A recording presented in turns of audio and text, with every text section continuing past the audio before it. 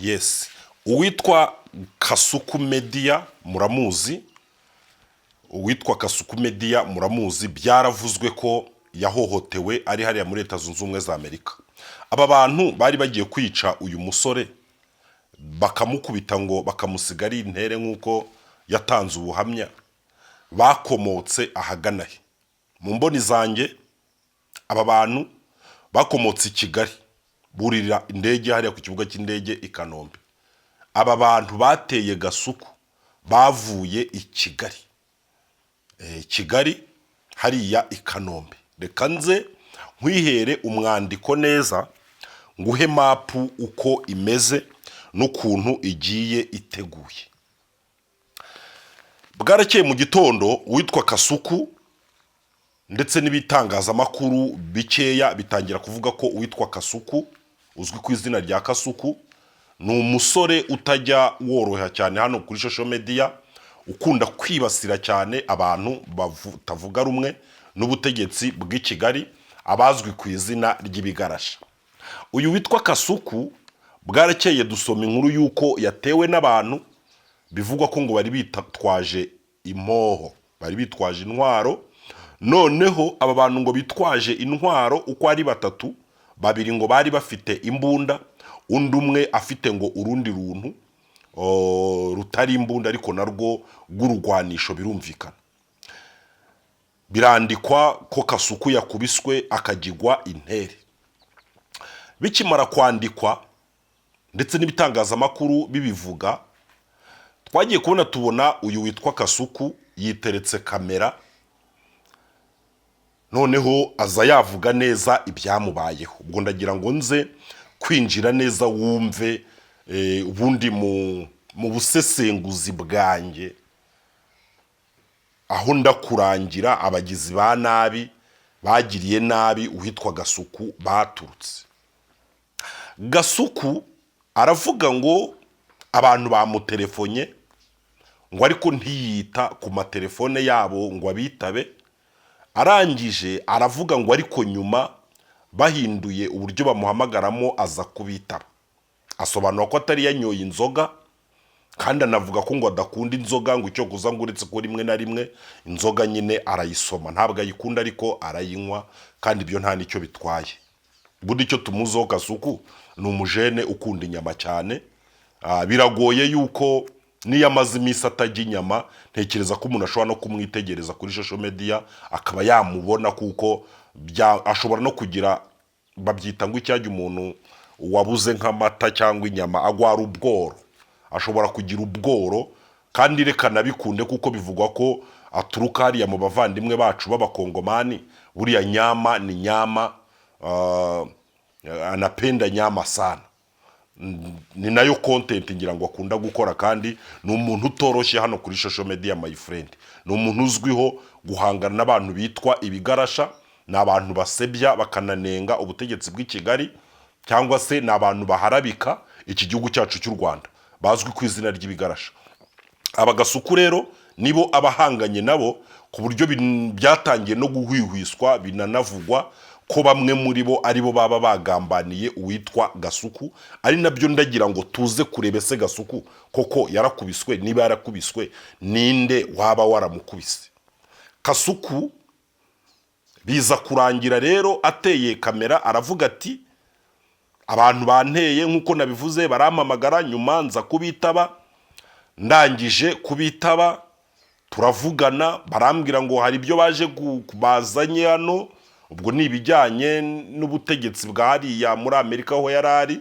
Muzi ko akunda kuba ari muri Amerika ngo, cyangwa se aho bita muri Mongolia, ndetse na hano mu Rwanda.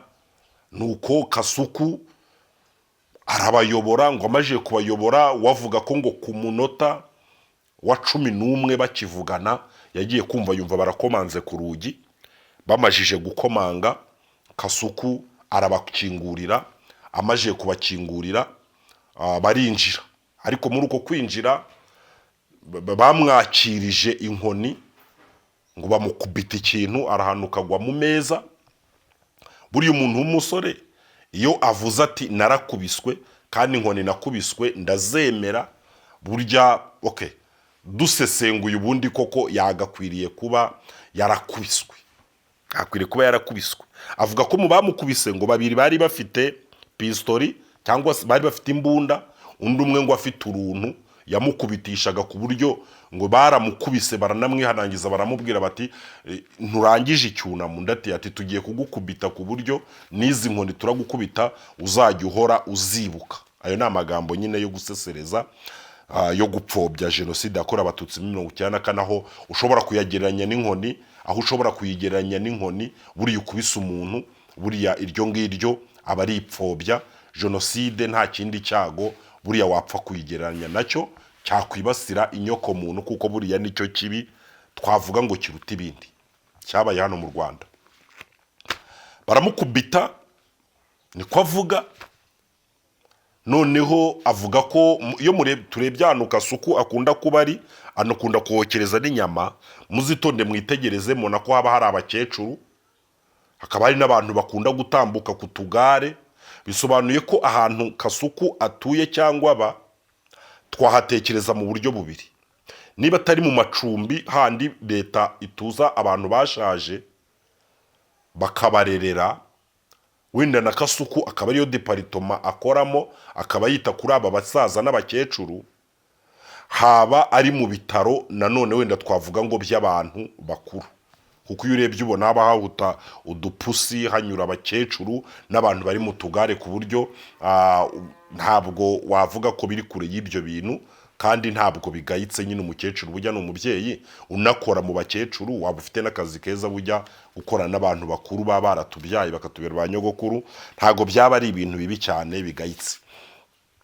Noneho rero ngo umwe mu bakecuru bari aho ngo yaje kubona abantu binjira kwa Gasuku, ariko Gasuku akavuga yuko bashobora kuba barikanze uwo mukecuru, noneho ngo ntibagere ku ntego zabo, aho ngo uyu mukecuru yaje kumubaza niba yabacuruza ibiyobyabwenge, kuko abo bantu ngo binjiye aho baje muri pozisiyo ya ba bantu bacuruza ibiyobyabwenge, cyangwa se ya ba bantu wenda bashobora gusaka cyangwa gutwara ibiyobyabwenge mu gihe baba babifatanya abantu. Gasuku ibyo birarangiye, birashoboka ko yahamagaye polisi ngo akarepotinga ibyamubayeho. Urumva yahamagaye no mu Rwanda avuga ibyamubayeho, ariho mu gitondo cya kare inkuru yabyutse yabaye kimomo ko uwitwa Kasuku Jisikiza wa Mipango ngo cyogere mu nkuba, niba ari cyogere mu nkuba, inshuti y'abagore sinzi uko bamwita, noneho inkuru iba kimomo ko ngo uyu mugabo yaba yahohotewe ndetse mu buryo bukomeye. Mu gitondo rero Gasuku abateye kamera, amajiye gutera kamera Gasuku aravuga ati nakubiswe. Ni ukuri pe, twibajije ibintu bibiri. Icyambere, umuntu uri mu gihugu nka Leta Zunze Ubumwe za Amerika, igihugu gititiza isi, igihugu kijya gucunga umutekano ahandi, tukibaza ngo ni gute ashobora gukubitwa agategwa, ibi bintu bikarangirira aho gusa n'ubutegetsi ntibubivuge. Mbese no mu Rwanda ntago byapfa gushoboka, buri ubona ko na YouTube zibivuga, keretse wenda ari nk'u Burundi cyangwa muri Kongo cyangwa wenda nka Uganda. Ariko tukibaza ngo ese nanone icya kabiri, ni gute umuntu wakubiswe akagigwa inoge nkaho yagiye kwa muganga mu gitondo, abyuka ateye kamera aravuga, kandi ukabona yuko nta kibazo na kimwe afite. Hari abantu bavuze rero bati Kasuku ntabwo yakubiswe, ashobora kuba ari content cyangwa se akaba ari saga atangije, cyangwa akaba yaranabirose mu nzozi akaruta wenda arimo gukubitwa, kuko urebye Kasuku ngewe nago nashimangira ngo Kasuku yakubiswe, kuko yakubitwa yari bubyuka ajya kwa muganga akerekana impapuro zo kwa muganga akanavuga ati dore ndi kunywa ibinini, muzi ko Kasuku nta kintu ahisha hano kuri social media. Ntabwo wenda mbirwanishe ngo nge mbumvum cyane cyane ko nta nicyo binavuze niba umuntu yaranakubiswe yarakubiswe. Ariko nanone ese iyo witegereje Gasuku mu kiganiro yakoze, Kasuku arabyibushye, umuntu ungana kuriya waterwa n'abantu bitwaje intwaro. Buriya abantu bafite imbunda ntabwo ushobora kubarwanya. Polisi abantu batatu, babiri bafite imbunda, umanika amaboko, ibyo kwirwanaho ntibishoboka, kuko uba ukoresha ibishoboka byose uragira ngo wiyoroshye urebe ko bagusiga amahoro, kuko buri isasu ntabwo ari nyokorome. Ntabwo isasu ari nyokorome papa, sasu ni hatari, ntabwo ari inkoni. Buriya umuntu agukubita inkoni ugakomereka ukivuza, ariko iyo umuntu aguteye isasu ucaho ukagenda. Iyo rero abantu baguteye harimo ufite imbunda, birangira ibyo kurwana ubishyize ha. Kandi niyo wanarwana ntabwo waba uri umusore nka Kasuku Jesikiza wa mipango ungana kuriya, umwana wariye inyama, ngo yipampe ku basore babiri barwane. Mu by'ukuri abura ubudakomereka, ngo nibura mu gitondo kuri kamera uba ubona na hano wabyimbye, ubona n'umunwa wenda wabyimbye, ubona n'inkokora wenda zajeho igisebe, witura kuri sima cyangwa ku makaro. Iki kintu ntabwo njyewe ndimo kucyuha. Nayo mpamvu njyewe nazanye iki gitekerezo cyanjye. Ndavuga ina abantu bateye Kasuku ni abantu baturutse i Kigali buririra indege i Kanombe. Kubera iki? Kasuku ni umuntu dukunda hano mu Rwanda. Niba hariho abantu bakunzwe muri social media, Kasuku arakunzwe, abasore n'abakobwa, abagabo n'abagore. Ubwo rero mu nyumve ide yanjye, abantu bamuteye ni inshuti ze. Niba ari inshuti ze ni abanyarwanda, ubwo twamusuye. Kasuku ni abantu bamusuye, wenda barashwana baratongana, ariko ibyo kuvuga ko yaba yarakubiswe, Gasu nta bimenyetso bigaragaza ko wakubiswe, ntabyo. Kandi uzi neza yuko icyaha kugira ngo kibe cyamenyekana buriya kinagaragare, habamo n'ikintu bita ibimenyetso. Habamo ikintu bita ibimenyetso. Abantu rero niho navuze nti abantu bavuye i Kigali, abantu b'i Kigali, abantu bo mu Rwanda nyine burira indege i Kigali, nitwe tutahemukira Kasuku. Twe ntago twaguhemukira, nitwe twaje kugusura. Ubwo ni abantu bagusuye cyangwa ni abantu bakugendereye bo mu Rwanda, ariko hari umuntu guteye muri bamwe uhanganye nabo bitwa ibigarasha, bakagira amahirwe Kasuku bakagufatisha mu nzu, bakagusangamo, bakakwinjirana. Ntabwo bagusiga umeze gutyo. Gusa bwarakeye Kasuku aravuga ati njyewe nta muntu waruza aho ntuye, ati ni uwitwa Badrama.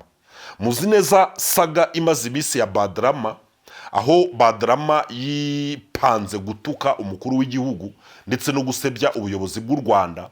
Ni ibintu twese byatubabaje, ndetse n'abantu benshi bibatera agahinda, bavuga bati ntago twari tuzi ko umuntu nka Badrama yahangara kuba yafata igihugu mu by'ukuri cyamureze kikamuheka, yamara kuba icyo ari cy'uyu munsi akaba yahangara kumva ko ari bwamenye ubwenge bwo kuba noneho yabona amabere yamwonyeje, agahita abona ko ari nk'ibintu by'ibisebe cyangwa se ibintu by'ibipapayi byaboze wenda atagikeneye no konka, aricyo wenda cyaba gitumye ahangara kuba yatuka umukuru w'igihugu cyangwa se agasebya n'igihugu cy'u Rwanda.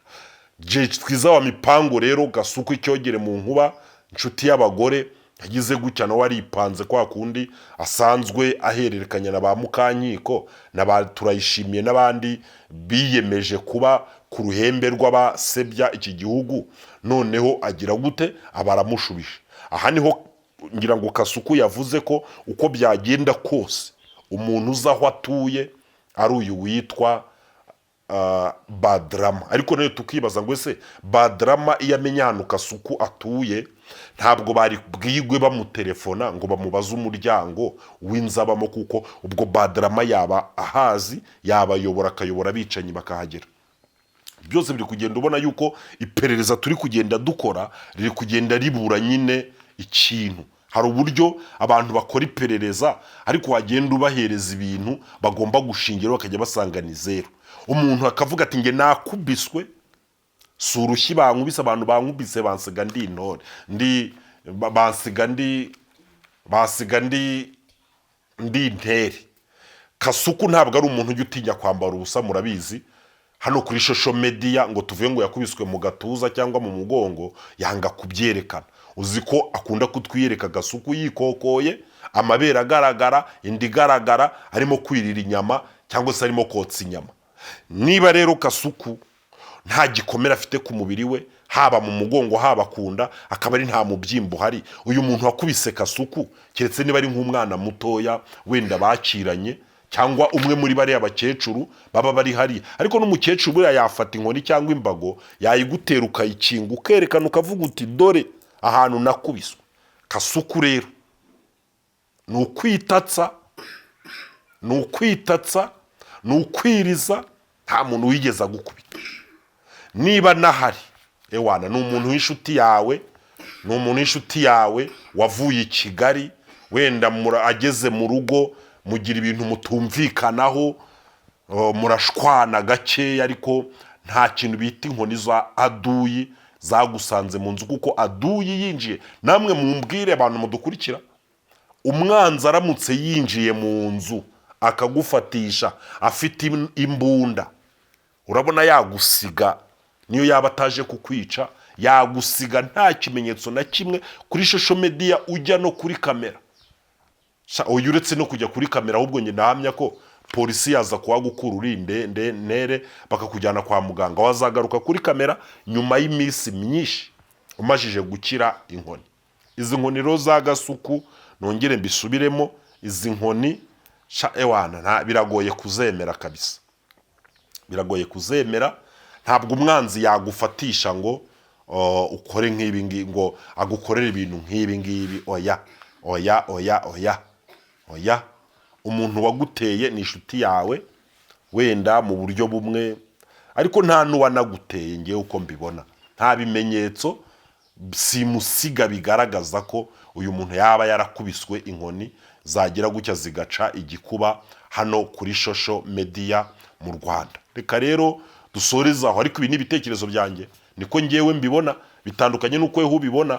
Kandi Gasuku niba warakubiswe, ihangane mwana wa mama, ihangane nyine umirirane, sibyo? Ubwo niba waratanze ikirego muri polisi, wenda bazakomeza bakora iperereza, aho haba hari n'amakamera, bizarangira wenda binagaragaye, kandi sinzi bizarangira binagaragaye, wenda banafatwe abantu bagize uruhare mu ihohoterwa baguhohotera. Ariko nkanjye Sibomana, ngewe narakwitegereje mbona nta nkoni wakubiswe mu gitondo, n'ibiganiro byose wakoze nyuma narakwitegereje neza mbona nta muntu wagupize, kuko huye n'abantu b'abasore batatu Kasuku bakagupiga nawe ukabapiga, ntago mu gitondo waza kuri kamera waba wanegekeye, wabanza ukajya kwa muganga ukajya kwivuza. Murakoze, ndabashimiye. Mukore subscribe, mukande like ku Mugabane TV. Ibiganiro byacu nakagaruka. Nitwa Sibomana, ndabakunda cyane. Ciao ciao.